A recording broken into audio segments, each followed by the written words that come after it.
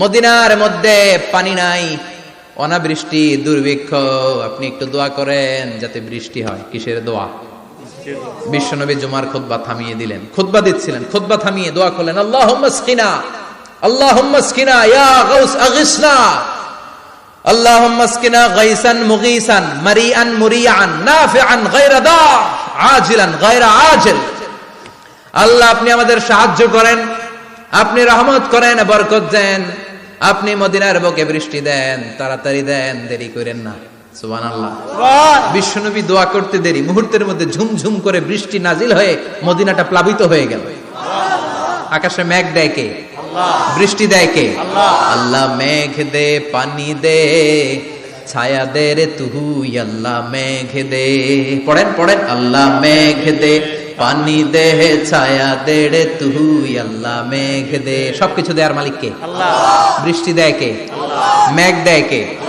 বিশ্বনবীর দোয়ার বরকতে বৃষ্টি নামলো। শুক্রবার বৃষ্টি, শনিবার বৃষ্টি, রবি সোম মঙ্গল বুধ বৃহস্পতি শুক্র, এর পরের শুক্রবার পর্যন্ত টানা বৃষ্টি হলো। কারণ দোয়ার বৃষ্টির দোয়া করছে, বৃষ্টি বন্ধ আর দোয়া তো করে নাই, চলতেছে। আল্লাহ কাছে নবী চাইছেন, দিতেছি, না করলে থামামু। সুবহানাল্লাহ কইবেন না? বৃষ্টি হইতে হইতে মদিনায় বন্যা, মরুভূমির দেশ, কি পরিমাণে হেভি রেইনফল হলে মরুতে বন্যা হয়।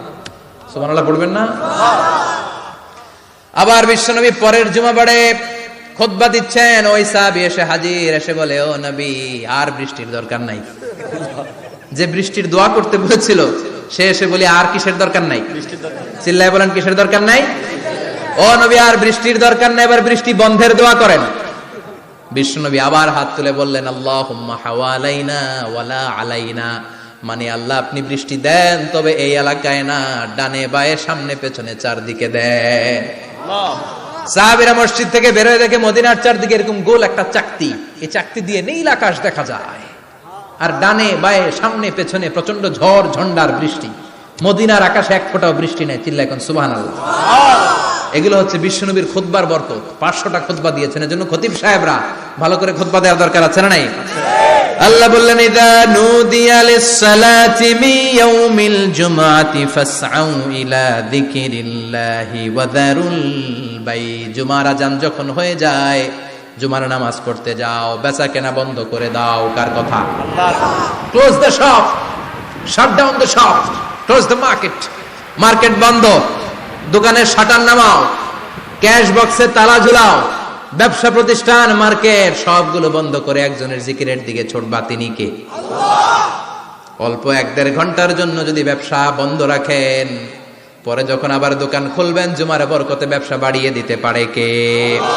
এরপর আল্লাহ বললেন, ফাইযা কুদিয়াতিস সালাতু ফান্তাশিরু ফিল আরদি ওয়াবতাগু মিন ফাদলিল্লাহ ওয়াযকুরুল্লাহা কাসীরান লাআল্লাকুম তুফলিহুন।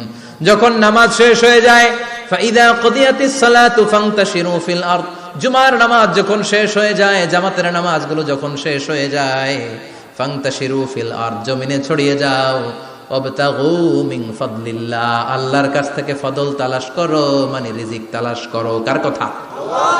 নামাজ শেষ মসজিদে থাকবেন? কই যাবেন? কথা কন, জোরে কন। নামাজের সময় ঢুকবেন কই? নামাজ শেষে যাইবেন কই?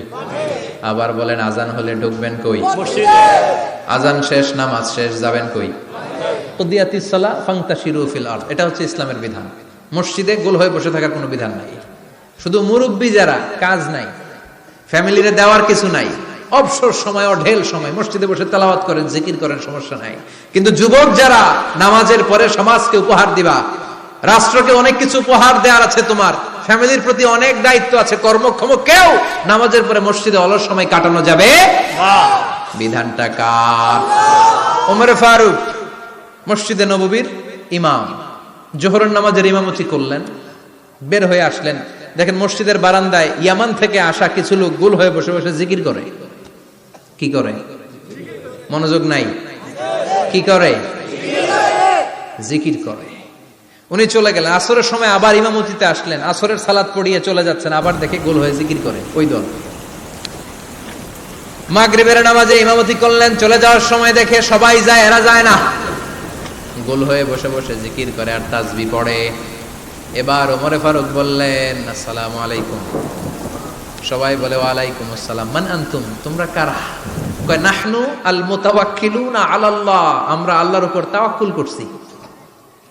তো তাওয়াক্কুল করে যে বসে আছো, তোমাদের ফ্যামিলি নাই, ছেলে মেয়ে নাই, দায় দায়িত্ব নাই, সমাজকে উপহার দেওয়ার মতো কিছু নাই, আর তোমরা যে বসে আছো 3টা বেলা খাইলা কোত্থেকে? না রোজা দাও। ইয়ামানি লোকগুলো বলে না রোজা রাখি নাই, খাইছি।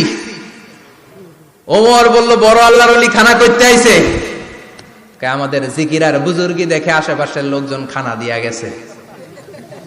ওমরে ফারুক বলে তাইলে তো তোমরা মিথ্যাবাদী, তোমরা মুতাওয়াক্কিলুনা আলাল্লাহ নও, তোমরা আল্লাহর উপর তাওয়াক্কুল করনি, তোমরা হচ্ছে আল মুতাওয়াক্কিলুনা বা'দুকুম বা'দা, একে অপরের উপর নির্ভরশীল। যারা খানা দিয়ে যায় এদের উপর তোমরা নির্ভরশীল। তোমরা জিকির করার তাকায় থাকো, বাটি আসে কোন দিক দিয়া, খাবারের প্লেট আসে কোন দিক দিয়া, জোরে কোন ঠিক কিনা? ঠিক। আল্লাহর উপর তাওয়াক্কুল এটা নয়। আনতুমুল মুতাওয়াক্কিলুন বা'দুকুম বা'দা, এখনই মসজিদ থেকে বের হয়ে যাও। এরপরে কোনদিন নামাজের পর গোল হয়ে বসে থাকতে দেখলে পিটায়া মসজিদ থেকে তাড়াবো। এটা হচ্ছে ইসলামের বিধান। চিল্লা এখন ঠিক কিনা? ফান্তাশিরু ফিল আরদ। নামাজের পরে কৃষক চলে যাবে মাঠে, ব্যবসায়ী চলে যাবে শপিং মলে,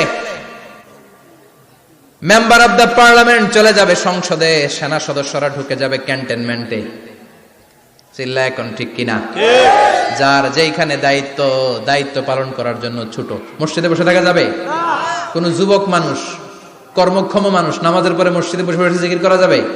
নামাজে